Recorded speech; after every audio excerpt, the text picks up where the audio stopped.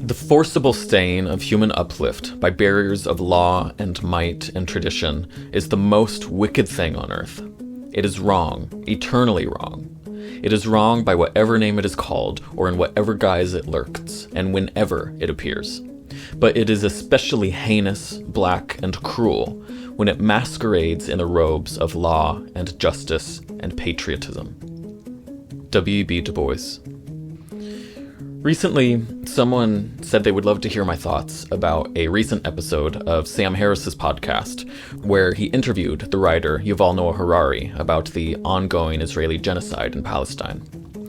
Listening to Sam Harris talk is, frankly, one of the most unpleasant experiences I can subject myself to. But since I have been immersing myself in largely only left-wing discussions about the conflict, I figured that listening to and responding to what apologists for empire have to say would be a useful exercise. I could only listen to an hour-long preview of the podcast episode on YouTube because Sam Harris will never get a single cent of my money for the full version, but this was sufficient time for Harris and Harari to drop some statements that deserve pushback. Now, to his credit, Harari, an Israeli citizen, did acknowledge that Prime Minister Netanyahu is a divisive far-right figure who preferred to deal with the radical Hamas leadership over the moderate Palestinian Authority, that Israel has its own insane messianic figures who foil efforts at peace, and that history of past harms should not be used as justification for future harms. Besides those sentiments, however, there is much to argue with here.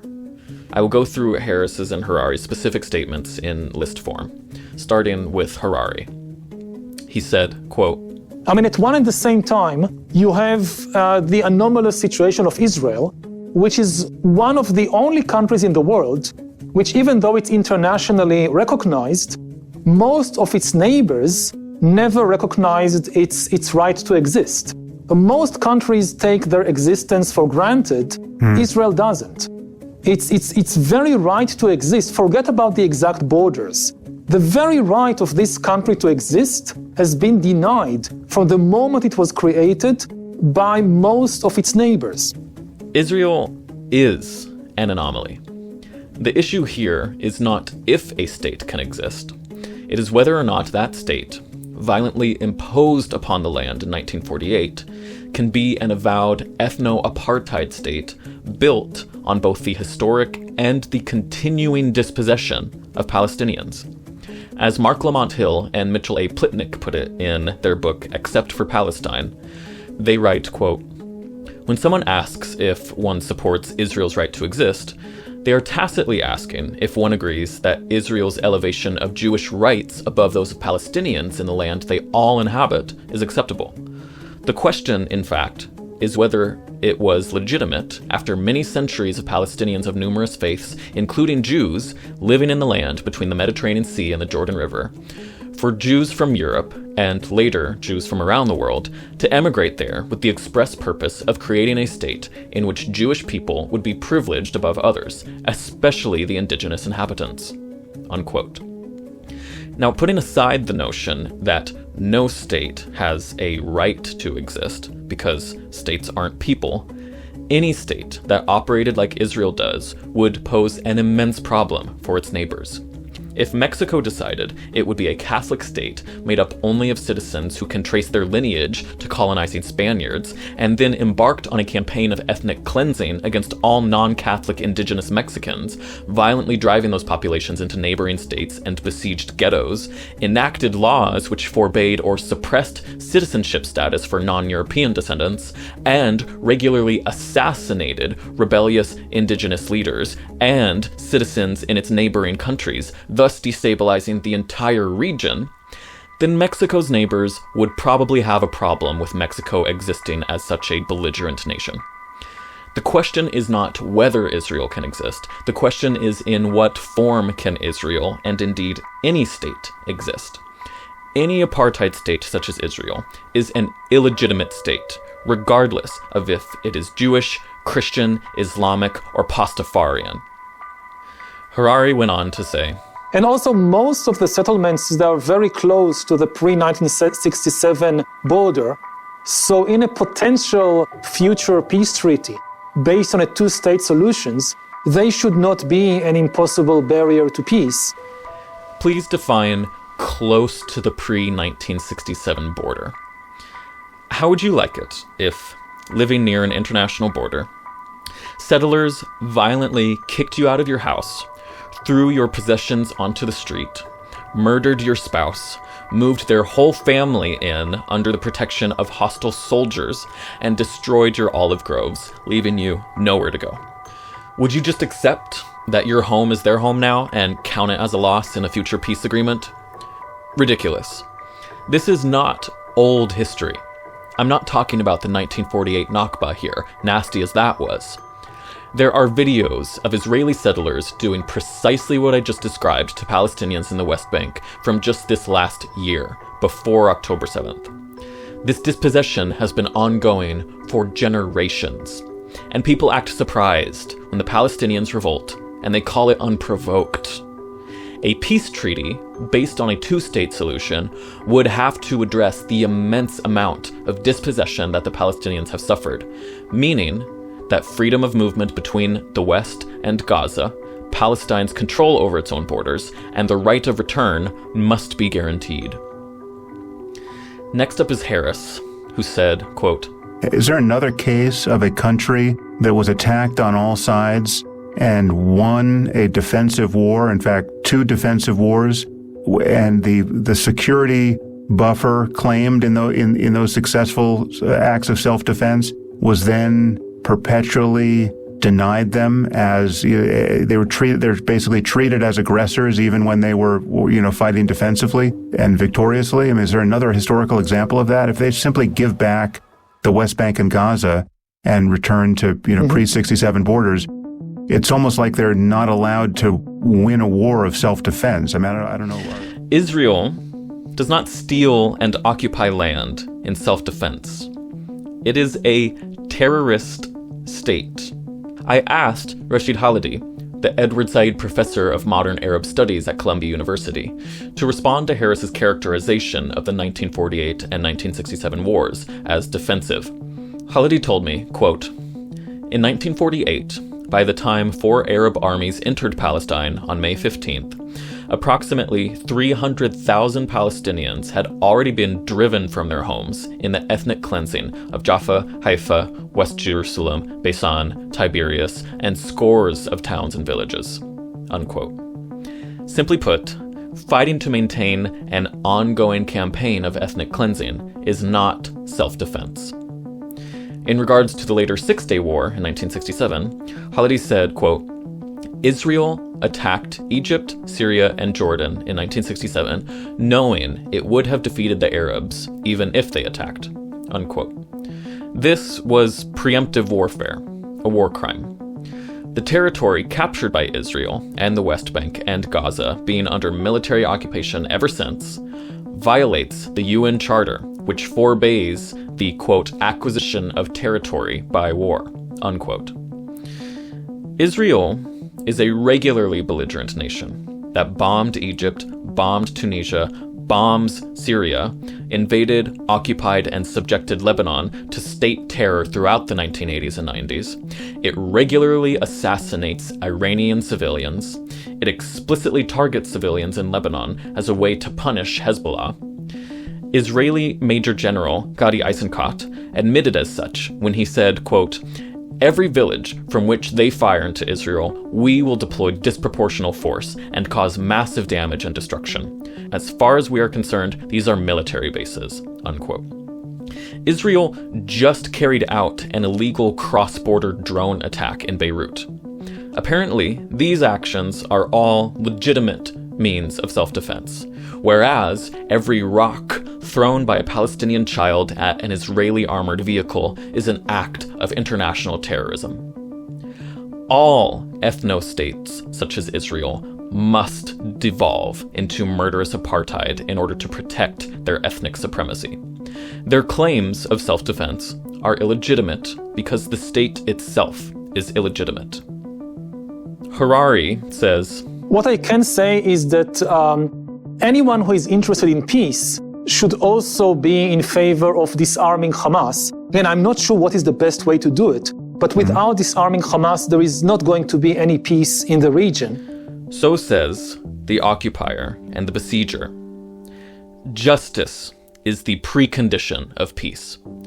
The Vietnamese National Liberation Front could not be expected to disarm in the face of violent American and French occupations of their country, and neither can Hamas.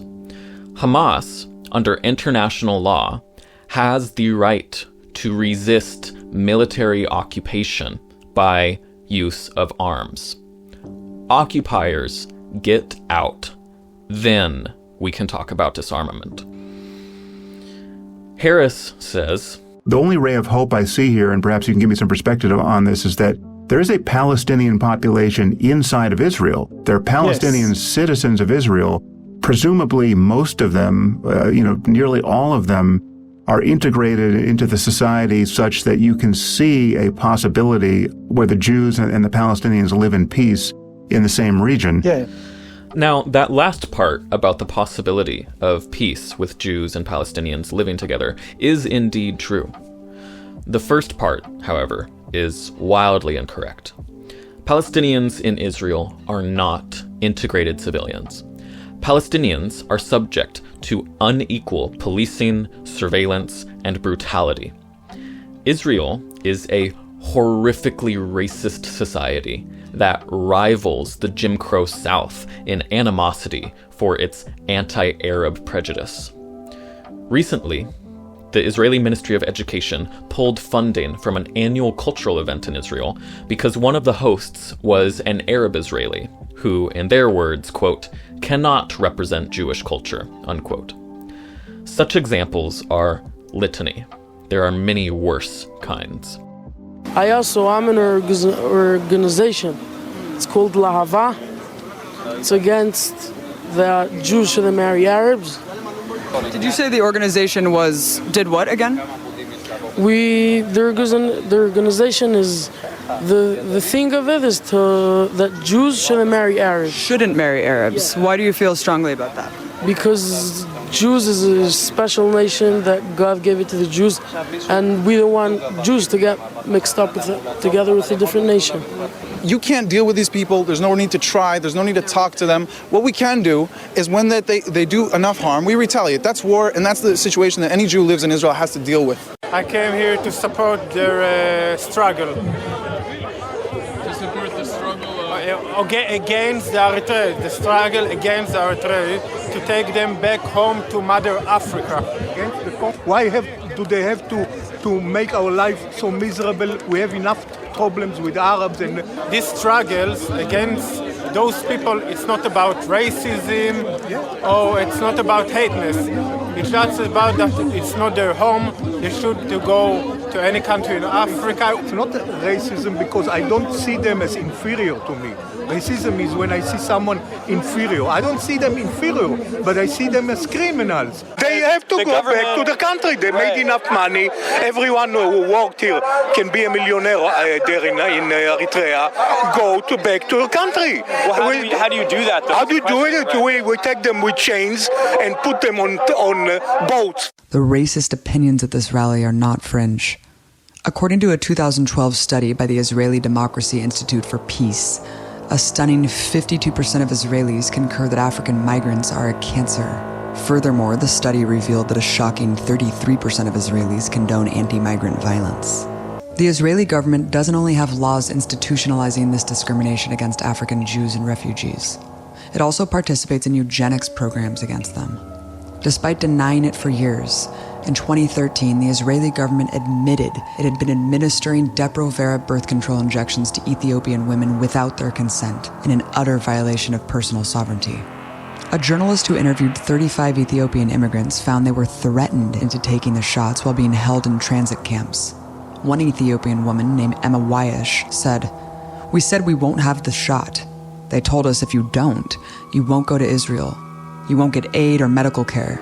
We were afraid. We didn't have a choice, so we accepted the injection. It was only with their permission that we were allowed to leave. Some were even told unless they received the injection, they would be barred from the country forever." And it is not merely the de facto racism against the Palestinians that endures, but de jure oppression Apartheid in Israel is enshrined in its laws.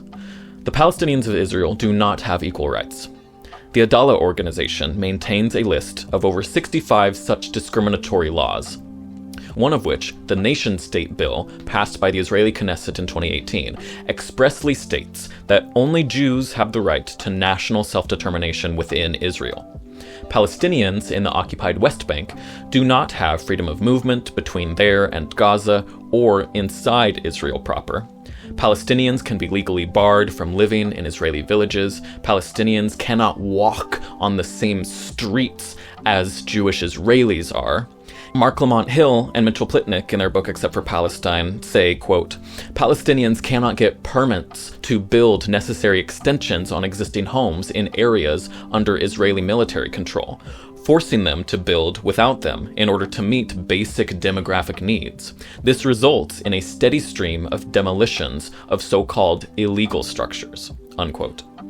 Palestinians do not have the same marriage rights as Jewish Israelis. Any person who marries a Palestinian, regardless of their nationality, has their movements restricted within Israel and may even be prohibited from re-entering the region.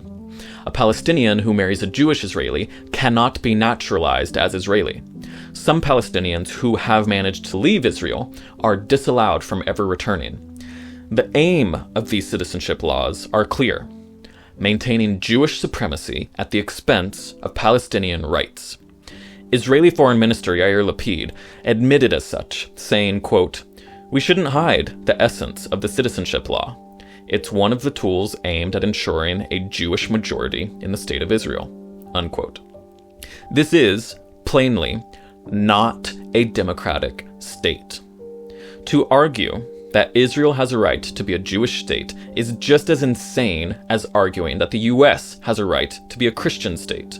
The whole notion of demographic purity is inherently undemocratic and a central tenet of fascism. Laws which enshrine such demographic supremacy are part of the textbook definition of apartheid. The violence that follows is predictable.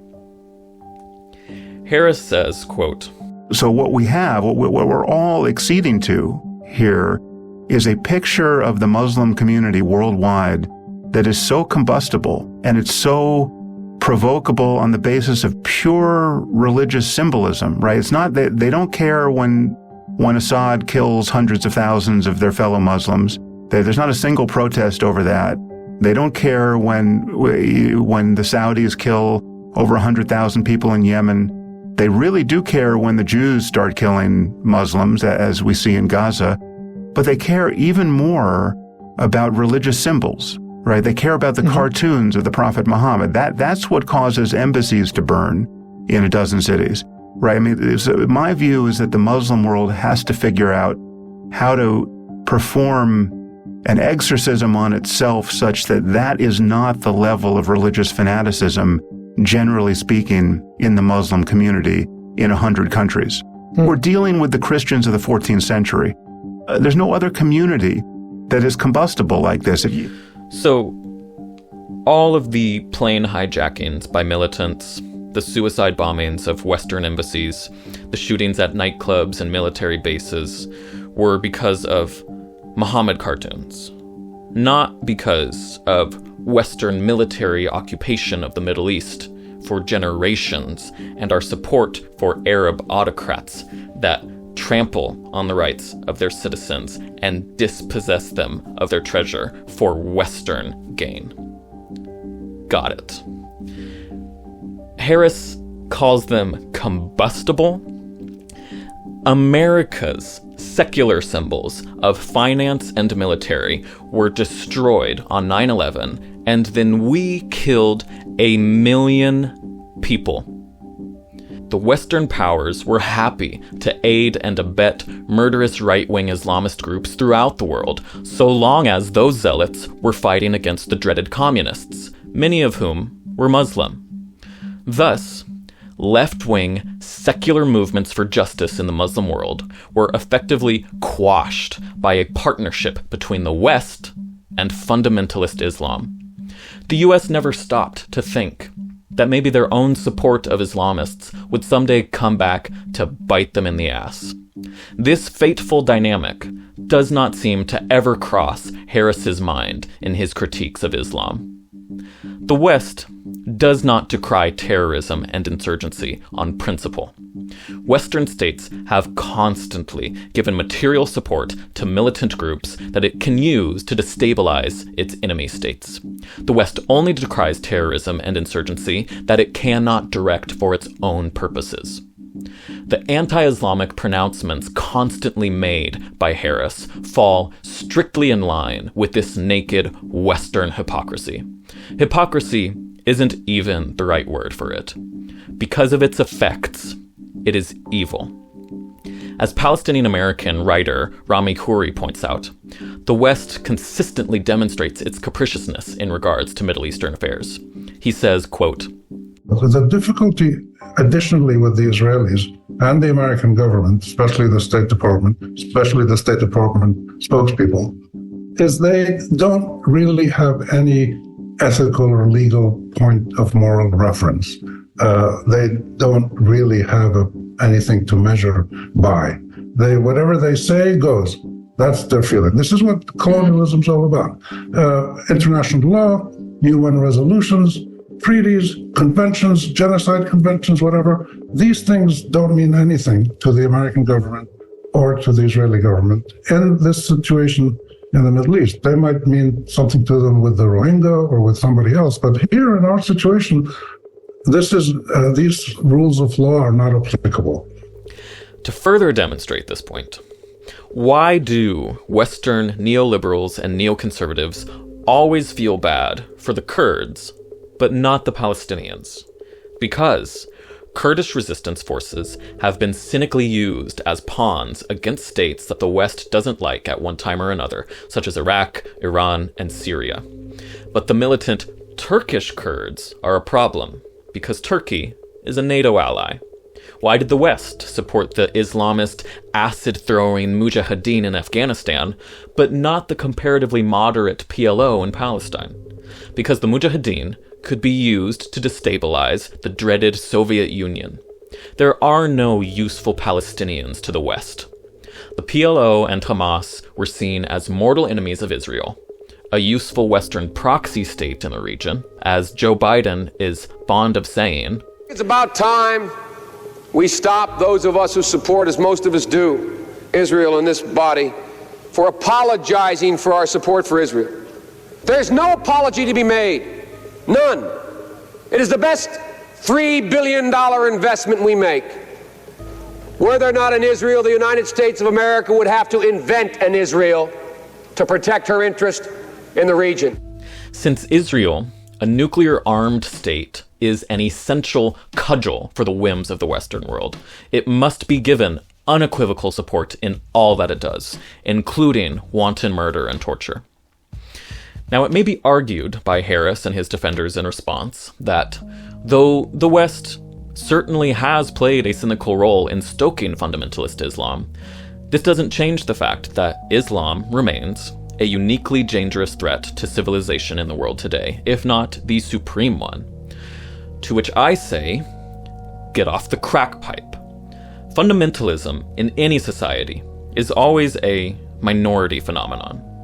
What matters is how powerful those fundamentalists are and to what extent we ourselves contribute to stoking that fundamentalism.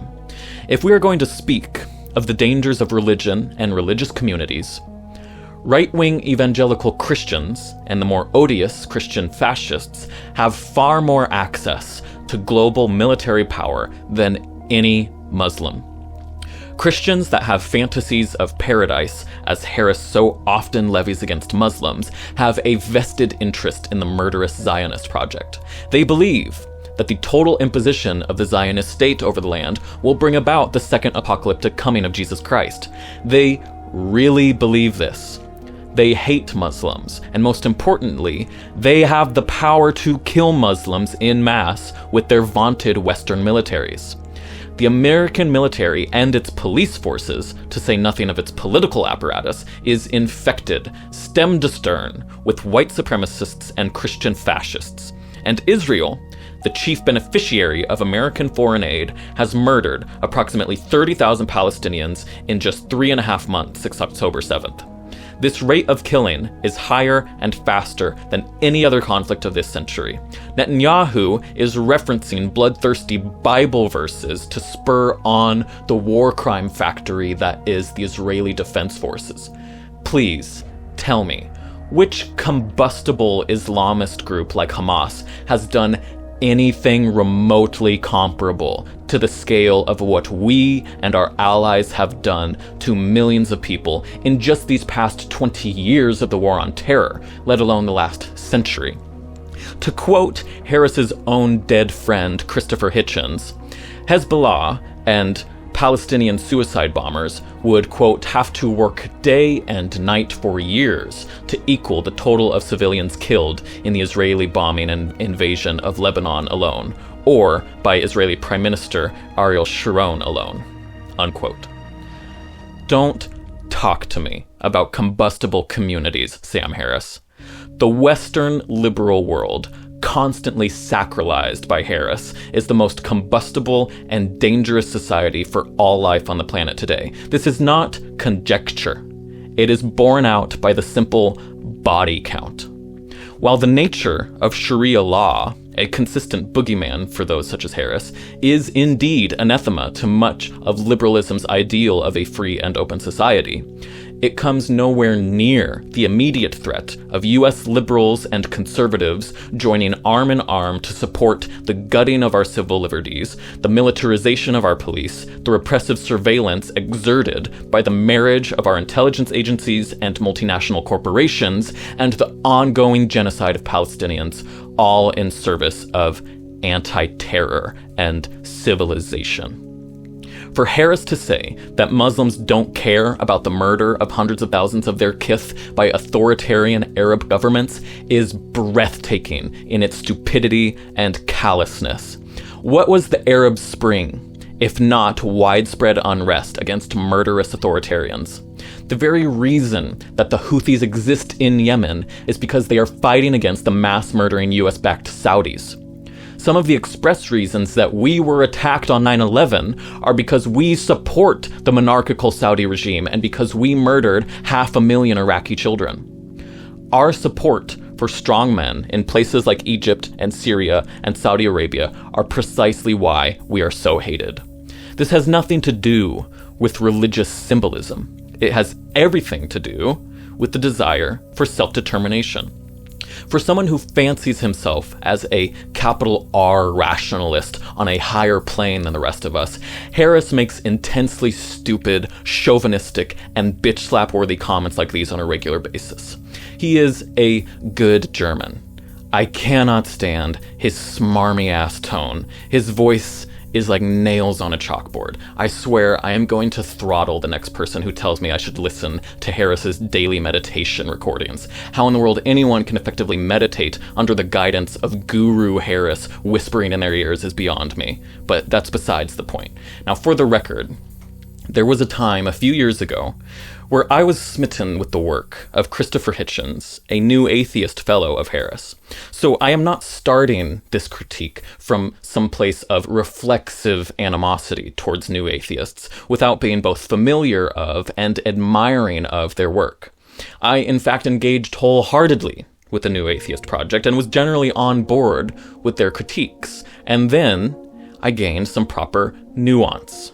Writers such as Glenn Greenwald, Noam Chomsky, Vijay Prashad, and Chris Hedges aptly demonstrated that you can have a correct critique of religion, like the New Atheists, without devolving into apologetics for the unforgivable crimes of empire under the guise of defending civilization, such as Harris and Hitchens constantly do and did. The so-called Four Horsemen conversation between Hitchens, Harris, Daniel Dennett, and Richard Dawkins is where I was first introduced to Sam Harris. And even in my state of unalloyed admiration for Hitchens' work at that time, Harris annoyed the shit out of me in that conversation. Every time he spoke, I wanted him to shut his mouth to let the others talk. He was and remains the least of those four thinkers.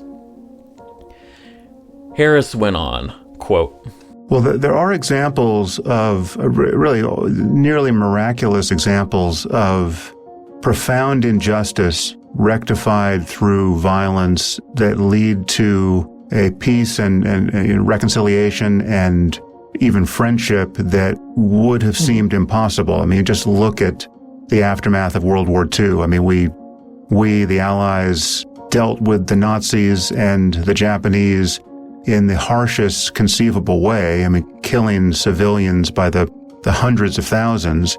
The necessity of that certainly can be debated, but I mean, we dropped 2 atomic bombs on Japan and rebuilt those societies and found in them enduring friendships. And even the Israelis, and the Jews of Israel and the Jews elsewhere view Germany now as a totally benign or being a better than benign influence in the world. That kind of future seems impossible with respect to Israel and the Palestinians, and it really shouldn't be.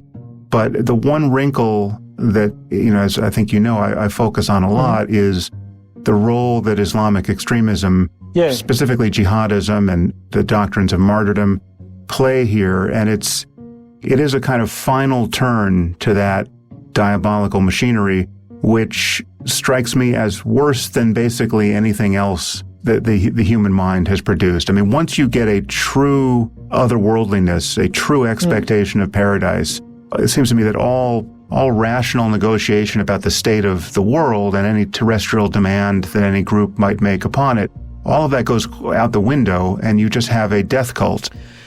This is where the unhinged mind of Harris truly shines. He rides right on the line of wondering why firebombing civilians en masse and giving Gaza the old Hiroshima treatment shouldn't miraculously turn Palestinians into our friends, while failing to acknowledge that the relatively brief 20th century conflicts between warring nation-states are fundamentally different from an apartheid state engaging in generations-long counterinsurgency efforts against a woefully disempowered populace.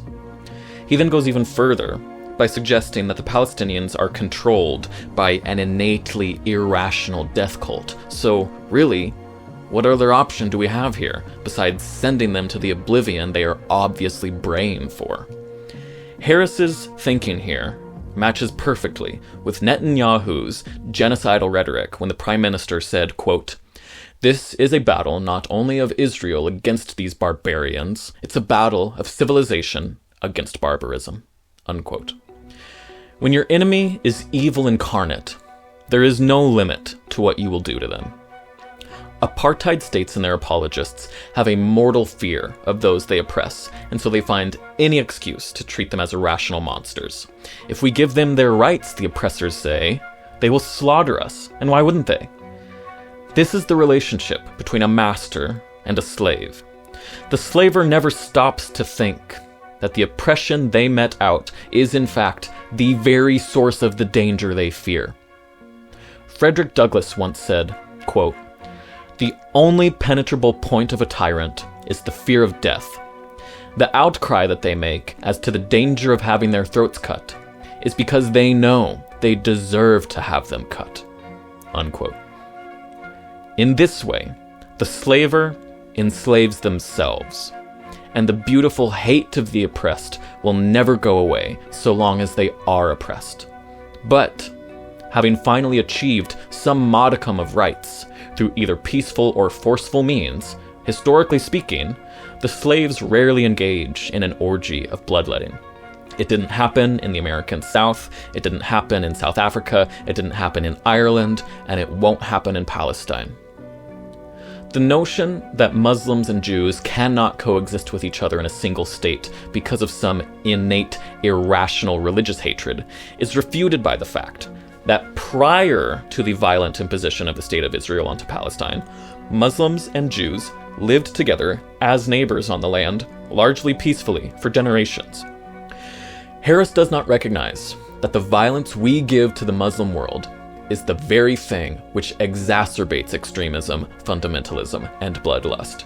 He always points the finger at somebody else. Harris emphasizes that Islam, quote, only works as a pretext for political violence, unquote, because people actually believe in it. It would seem that Harris thinks if you get rid of fundamentalist Islam, then all this pesky anti-Western violence will cease, as if a bombed and beleaguered people require religion to act on their understandable bloodlust. Archduke Franz Ferdinand was assassinated by the Bosnian Black Hand anarchists because they really believed that he needed to die. No religion was required. Timothy McVeigh blew up hundreds of innocent people in Oklahoma City as a reaction against our creeping police state because he really believed that our militarized law enforcement was at war with the American people. 5 million Vietnamese people and hundreds of thousands of Cambodians and Laotians were murdered by the US because we really believed that Southeast Asian countries choosing communism would mean global annihilation. Whatever ideological or religious finery a person chooses to dress up their violence with, it does not change the fact that a people menaced by injustice will be more likely to menace others in return. A terrorist's reactionary violence can be justified with religious belief, nationalism, racial identity, class background, or any other various ideology. The shortest solution to such violence is not to focus on eradicating any one of these justifications for it. A new justification will be found, but to remove the forces and structures of the original injustice. In other words, fine, Harris, let's magically get rid of religion. You're still going to have lots of people in the Middle East who want to blow us up in the same way that their wife and kids were blown up by US bombs. When a person is faced with such world-ending darkness, revenge is often all they have left. They don't need religion to justify their actions that follow. The radical and highly influential Jordanian cleric Abu Muhammad al-Makdisi, a man who has spurred many an Islamist to pick up a gun, once explained the attraction of jihadism. He said, quote, "This movement will not end because people are still looking for solutions to the problems of the dictatorial regimes and the conflict with Israel.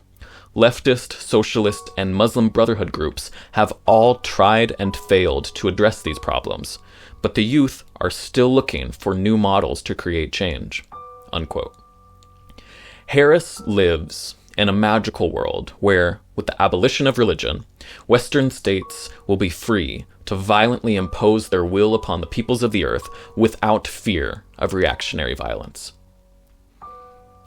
Harris goes on to say, So one anomaly I see here is that in dealing with a group like Hamas, which is, arguably not as extreme as the Islamic State, but extreme enough to be a death cult, the logic that most people try to lay over this current conflict simply doesn't work. So most people think in terms of cycles of violence, right? But in addition to that, we have people who simply do not care about the deaths of non-combatants. In fact, that's part of the plan.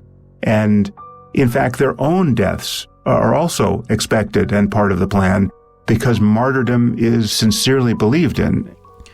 Hamas is not Al-Qaeda. Hezbollah is not ISIS. The Houthis are not the next caliphate. As Anthony Lowenstein puts it in his book, The Palestine Laboratory, quote, "There is an interchangeability between terrorism experts who appear in the media to talk about the never-ending risk from insurgents, big and small, deliberately conflating Hamas with Hezbollah, Al-Qaeda with ISIS, and the Taliban with the Islamic Republic of Iran, as if they were all the same irrational, Jew-hating force to be defeated by military means alone." Unquote. These militant groups are chiefly concerned with their regional problems. They want national self-determination, they want Western meddling to cease, they want equal rights for Palestinians, they want Israeli occupation and aggression to end, they want America to stop supporting authoritarian governments in the region. These are all understandable and rational concerns that have little to do with the religion of Islam. Any oppressed person under similar circumstances, even a secular one, would feel similarly as these groups do, and may even take up the gun in self-defense. The Kurdish militant group, the PKK, in Turkey, has carried out terroristic assassinations and bombings.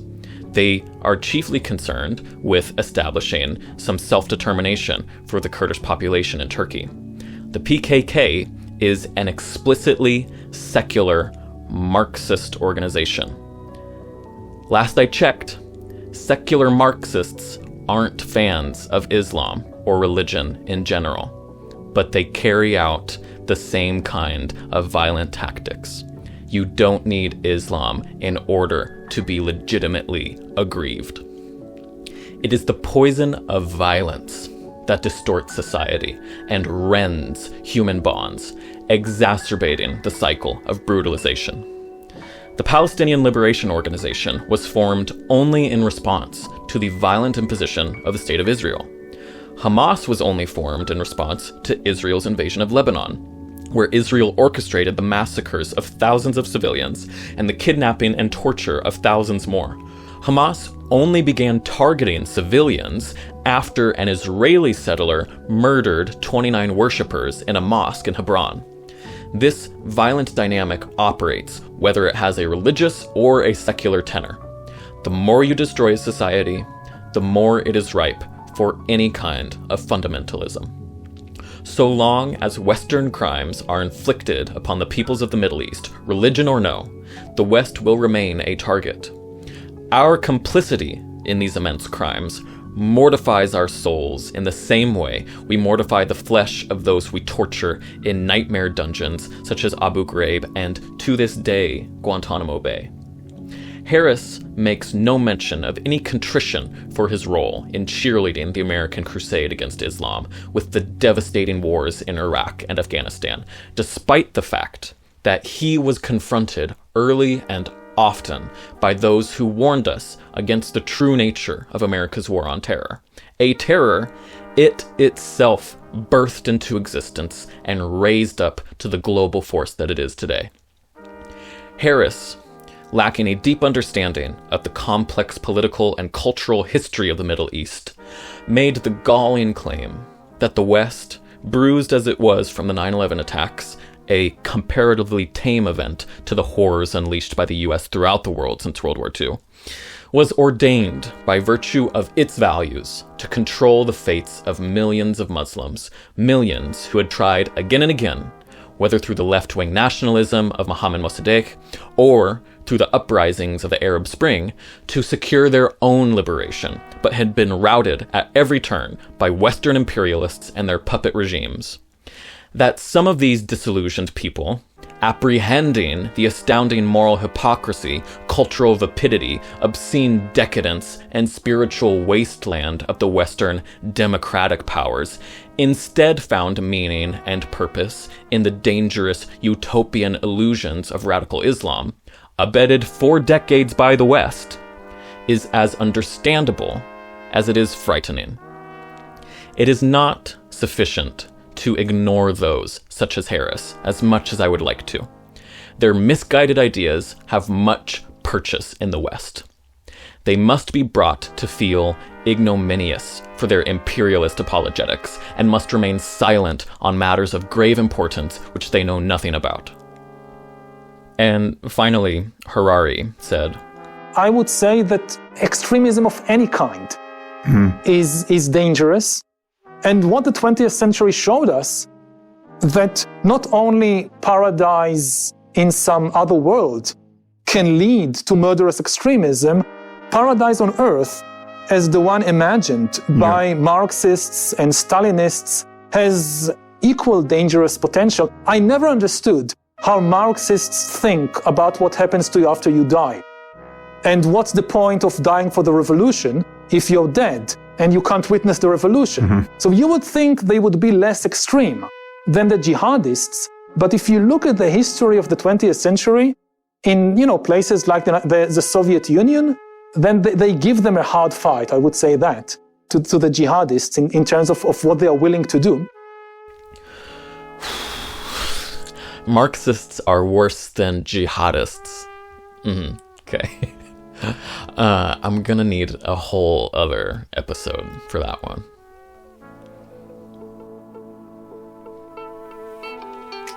Thank you all for watching and listening. If you'd like to support the creation of more work like this, you can subscribe to Weird Catastrophe on Substack at weirdcatastrophe.substack.com for just $5 a month.